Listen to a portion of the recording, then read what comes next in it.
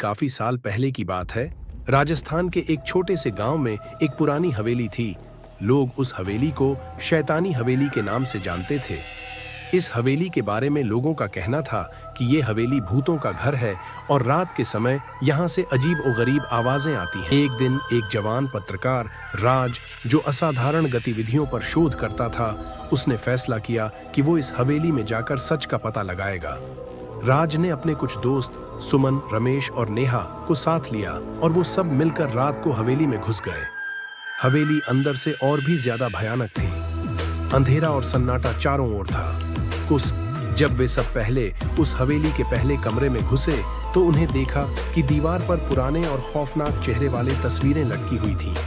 अचानक एक ठंडी हवा का झोंका आया और साथ ही एक भूतिया हंसी की आवाज सुनाई दी। सुमन ने कहा, शायद हमें यहाँ से चलना चाहिए, लेकिन राज ने सबको हिम्मत दी और आगे बढ़ने को कहा।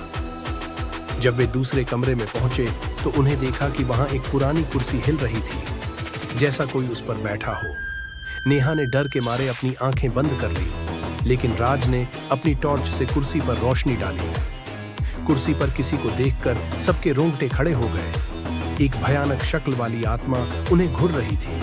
अचानक हवेली के दरवाजे बंद हो गए और उन्होंने देखा कि हवेली की दीवारें खून से रंग गई थी।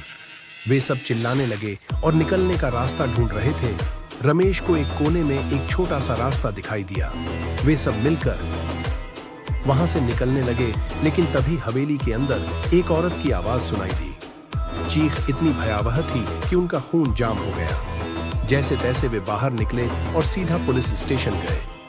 पुलिस अधिकारी ने उनकी बात सुनकर कहा, आप लोग शुक्र मनाओ कि जिंदा वापस आ गए। उस हवेली में जो भी गया वापस कभी नहीं आया। राज और उसके दोस्तों ने कभी वापस उस हवेली का नाम नहीं लिया। उस रात के बाद से राज ने अपनी डरावनी कहानियों पर रिसर्च बंद कर दिया। ये कहानी सुनकर भी आपके रोंगटे खड़े हो गए होंगे। सोचिए उन पर क्या गुजरी होगी जो असली में उस शैतानी हवेली में घुसे थे। अगर आपको ये कहानी पसंद आई तो कृपया वीडियो को लाइक करें, वीडियो को शेयर करें और हमारे चैनल टेरर टेल्स टीवी को सब्सक्राइब करें और अपनी फेवरेट हॉरर स्टोरी का नाम जरूर कमेंट करें।